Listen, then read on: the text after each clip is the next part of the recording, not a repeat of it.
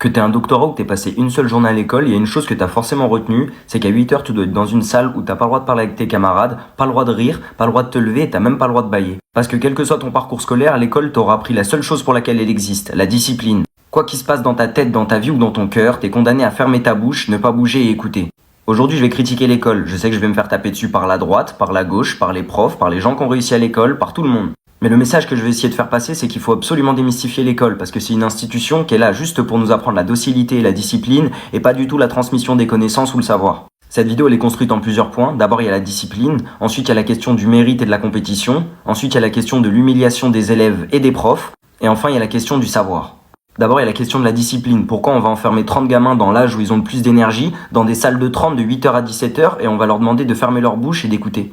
Parce que l'école est là pour former des futurs travailleurs. Si t'as l'impression que t'as rien retenu de tes 15 années d'école, tu te trompes. T'as appris à respecter ton boss, en l'occurrence le prof. T'as appris à arriver à l'heure, t'as appris à respecter les horaires et l'autorité. Tu sors à 16 ans ou à 18 ans et tu cherches un travail, tout ça c'est déjà dans ta tête et c'est même déjà dans ton corps. Ton corps il a appris à se discipliner de telle heure à telle heure, de s'asseoir et de se taire et de répondre aux ordres. Les jeunes ils sont curieux de plein de trucs, mais on s'obstine à croire qu'en les mettant 10 heures en prison par jour, c'est comme ça qu'on leur transmet du savoir. Alors que qu'ils fassent moins 15 dehors ou grand soleil, tout ce qu'ils attendent c'est la récréation. Les écoliers, c'est comme des salariés. Ils sont tous en train de se taper dessus pour avoir les meilleures notes, donc le meilleur salaire, et on leur apprend à être docile et à répondre aux ordres, et jamais à s'entraider, mais plutôt à se taper dessus. Et après, on vient se plaindre que dans la société, les gens, ils ne s'entraident pas, mais on leur apprend ça dès qu'ils ont 4 ans. Du coup, on va pouvoir parler du mérite et de la compétition. Vous connaissez cette phrase. Si tu travailles bien à l'école, t'auras un bon métier plus tard. Joli mensonge, n'est-ce pas? Vous êtes déjà demandé pourquoi il y en a qui bossent 10 fois plus que les autres et qui continuent à galérer, pendant qu'il y en a qui foutent rien et qui ont des très bonnes notes? Peut-être que oui, et vous vous êtes peut-être dit, bah il y en a un qui est bête et l'autre qui est intelligent, c'est comme ça, c'est tout. D'ailleurs, c'est même le but de l'école de nous faire croire ça, que si tu travailles bien, t'iras pas faire un boulot difficile qui est en fait beaucoup plus difficile que le boulot pour lequel t'as fait des études, et que du coup, si t'es bête à l'école et que t'as des mauvaises notes, tu gagneras le SMIC, mais c'est parce que tu l'as mérité. Mais en vérité, ça n'a rien à voir. Ce qui fait la différence entre ces élèves, c'est de quoi ils ont hérité en naissant. Je vais citer Bourdieu vite fait. Je vais vous donner les 3 raisons qu'il donne pour expliquer la différence entre ces élèves-là. T'es né dans une famille où il y a de l'argent, t'as du capital économique. T'es né dans une famille où il y a beaucoup de culture, t'as du capital culturel. Et t'es né dans une famille où il y a beaucoup de réseaux et des bonnes relations, t'as du capital social. Maintenant, imagine que tu nais avec ces 3 capitaux, 2 ou même un qui est très développé. Évidemment, les 3 sont extrêmement liés, et plus l'un est gros, plus les 2 autres vont grossir, etc. Ça, c'est totalement logique, ils sont complètement entremêlés. Si tu nais avec ces 3 capitaux, t'auras la voie royale pour réussir, et tout le monde va dire non, c'est parce que t'as travaillé, t'es le plus méritant, t'es le plus fort de tous. On te met dans la tête que du coup, ta réussite est le fruit de ton travail, et que les autres, ils avaient qu'à travailler, parce qu'ils ont rien foutu, donc ils méritent bien d'avoir des mauvaises notes. Et on peut aussi parler des profs qui vont toujours aider les élèves qui ont des facilités, parce qu'ils aimeraient bien que sur 30, il y en ait quand même 1 ou 2 qui réussissent. Donc on va aider celui qui arrive, et punir celui qui arrive pas. L'école, c'est pas le lieu de l'égalité, mais c'est le lieu où se révèlent les inégalités. Imagine, tu rentres chez toi, dans un HLM, t'as passé toute la journée enfermé, y a pas tes parents et tu dois surveiller tes petits frères et sœurs et on te demande de faire tes devoirs. T'as passé la journée enfermé, tu rentres dans 30 mètres carrés et on te demande de ne pas sortir. Tout ce que t'as envie, c'est enfin de sortir et de prendre l'air et on te demande de faire des devoirs et de gérer une famille. Ça n'a aucun sens. Alors que si tu rentres chez toi, que t'as un beau bureau dans ta chambre, que tes parents sont disponibles parce qu'ils sont pas en train de se taper dessus ou pas en train de travailler à des horaires impossibles, c'est tout de suite plus facile de faire tes devoirs et du coup plus facile de réussir. Je suis désolé, mais le mérite n'existe pas, ou en tout cas pas assez pour qu'on puisse dire qu'il suffit de travailler comme un chien pour réussir à l'école, ça c'est faux. Maintenant, on va pouvoir parler de l'humiliation des élèves par l'école.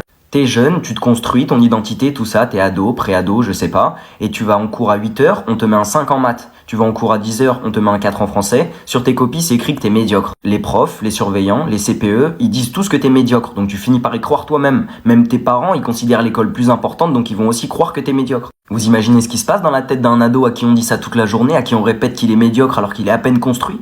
Et après, vous allez vous plaindre qu'il veuille mettre fin à ses jours ou qu'il veut aller dans la délinquance pour s'en sortir? J'ai déjà quand même pas mal parlé des élèves et je vais quand même parler des profs. Parce que même s'ils doivent jouer le rôle de maton à l'école, ils souffrent aussi. Imagine tes profs, t'as passé des années d'études sur des sujets plus intéressants les uns que les autres et l'éducation nationale te donne un programme que tu vas aller devoir enseigner à des gamins qui n'en veulent pas. Tu dois aller faire la garderie à des enfants qui sont enfermés dans une classe pendant que leurs parents travaillent avec un programme dont tu as parfois rien à foutre. Forcément, tu deviens un bourreau ou un gardien de prison. Oui, mais moi, j'ai rencontré ce prof qui m'a aidé, machin. Oui, c'est sûr que sur toutes les heures qu'on passe à l'école dans notre vie, il y en a forcément 1 ou 2 qui sont intéressantes. Maintenant, vous avez déjà posé la question de pourquoi ce prof vous a aidé sur 30 élèves à ce moment-là? Vous vous êtes déjà demandé si ça n'a pas été un calvaire pour d'autres élèves aussi, ce prof?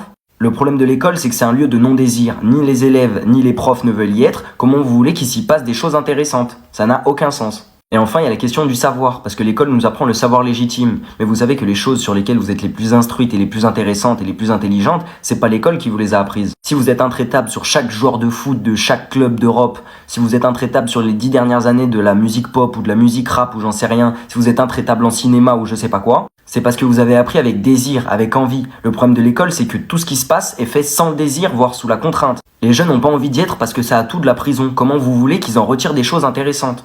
Évidemment, je vois déjà vos remarques arriver. Ils critiquent l'école, mais c'est tout ce qu'on fait de mieux. On peut pas faire autre chose. Pourquoi il propose rien? Pourquoi il fait que critiquer? Moi, ce que je veux, c'est qu'on commence à pouvoir critiquer l'école, ce qui est absolument impossible. Personne ne veut critiquer l'école. Quand je critique l'école, on me fait passer pour un alien. Alors que l'école, il y a tellement de critiques à y faire, mais comme on doit pas y toucher parce qu'on dirait que c'est je sais pas quoi, eh ben, on ne critique jamais l'école. Même quand elle vous a humilié pendant 15 ans, 20 ans, 25 ans de votre vie, vous continuez à la défendre. Je ne comprends pas votre syndrome de Stockholm trop bizarre. Des contre-modèles à l'école, il y en a plein. Mais d'abord, déjà, il faut ouvrir les yeux sur l'école, sur ce qui ne va pas dans l'école. Tout ce que j'ai envie de vous dire, c'est donner aux jeunes envie d'apprendre et ils apprendront. Faites que les punir et ils n'apprendront rien. Parce que des contre-modèles, il y en a plein, il y en a encore plein qui verront le jour, mais tant qu'on peut pas critiquer l'école, on peut même pas penser à un contre-modèle. En plus, tout le monde se plaint du niveau en baisse de l'école. Oui, ça marche pas, gna gna gna, ils sont tous cons les jeunes. Mais non, ils sont pas tous cons les jeunes. Simplement, vous faites que les punir. Arrêtez de punir les gens, c'est incroyable.